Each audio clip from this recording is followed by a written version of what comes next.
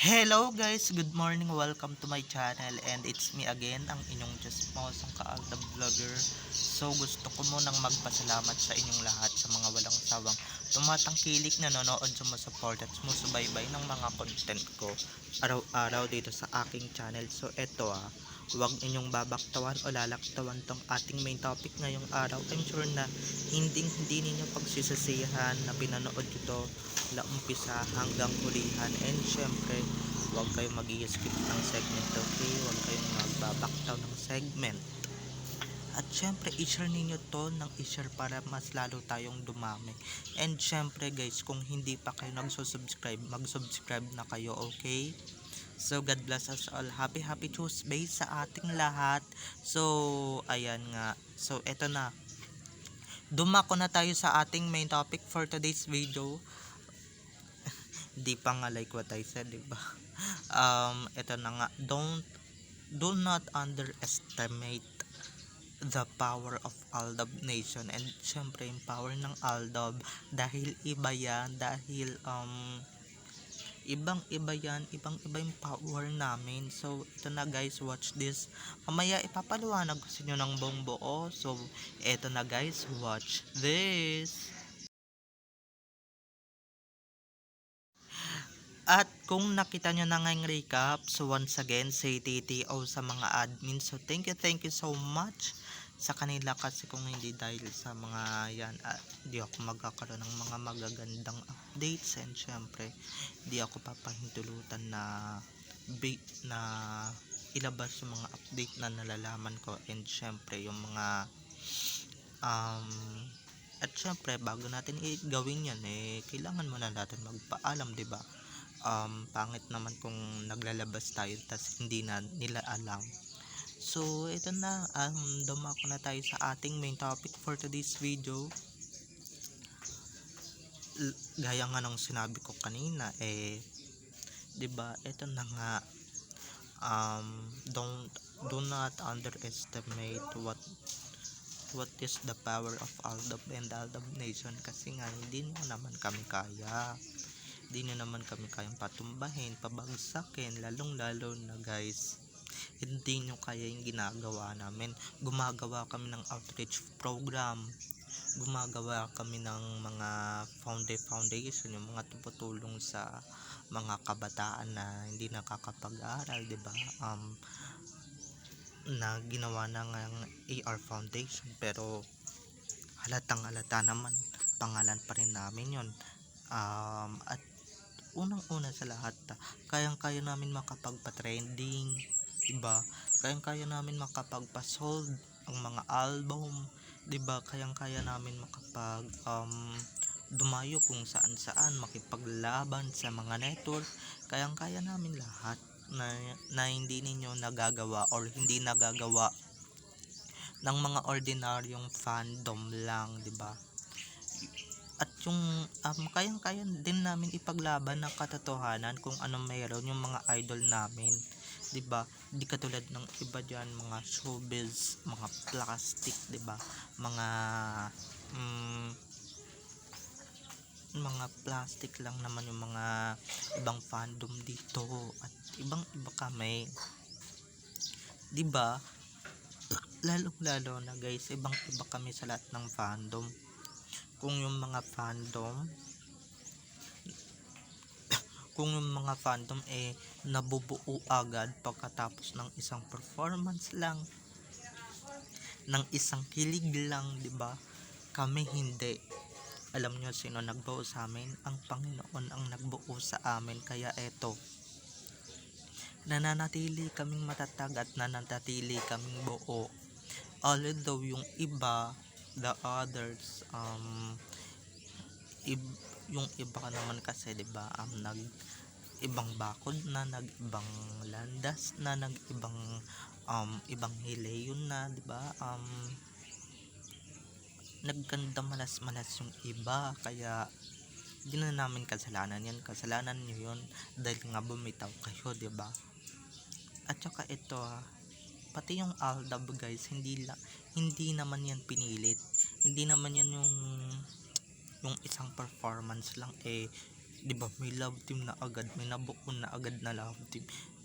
Isang pakilig lang, isang teleserye lang, may nabuo na agad na love team, 'di ba?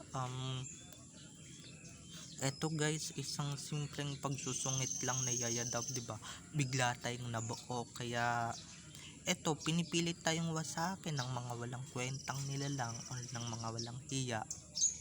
Kaso guys, eto lang nawasak ba nila tayo? Nayurak ba nila tayo? 'Di ba? Hindi.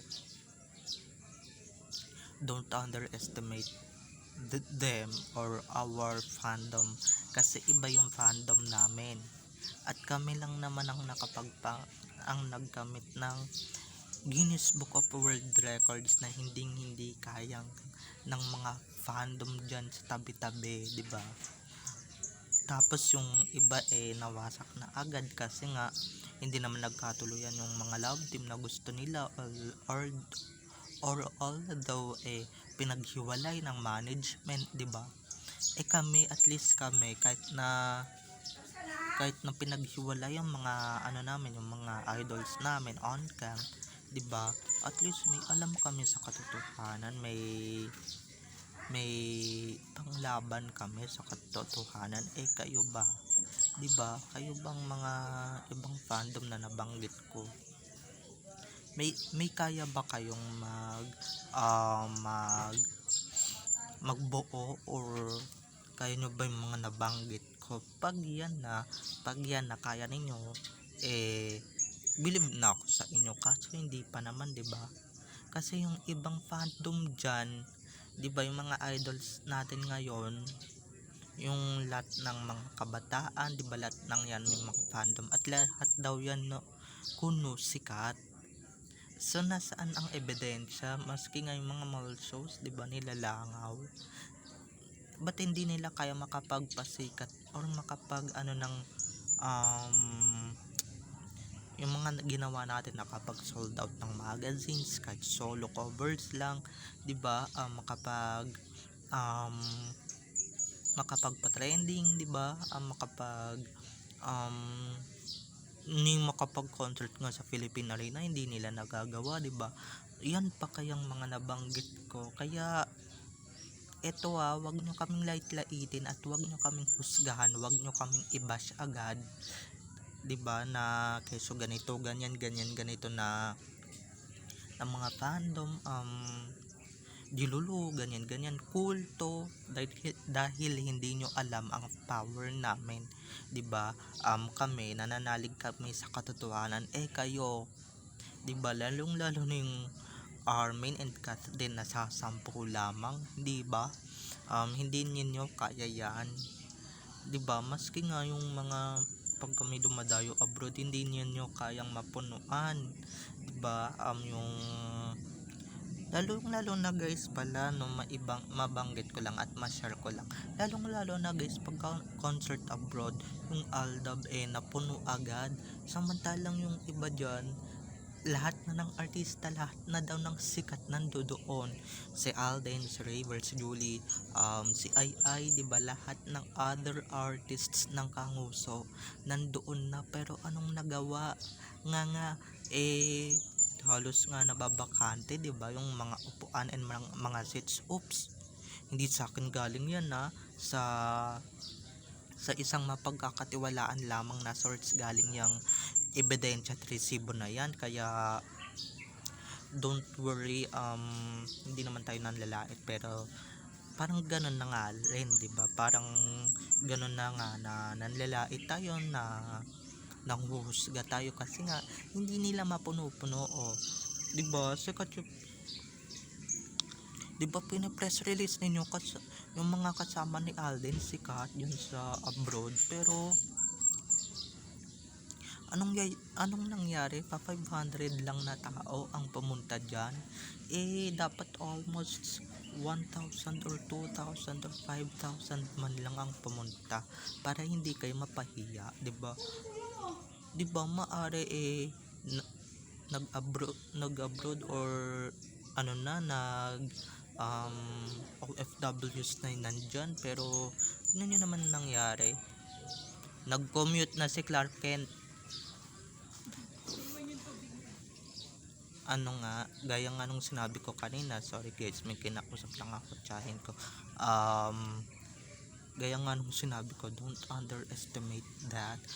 Maski nga mga pelikula, di ba? Yung pelikula na yung HLA, tignan ninyo, flop yan, flop cheat na yan, kasi nga walang susuporta dyan.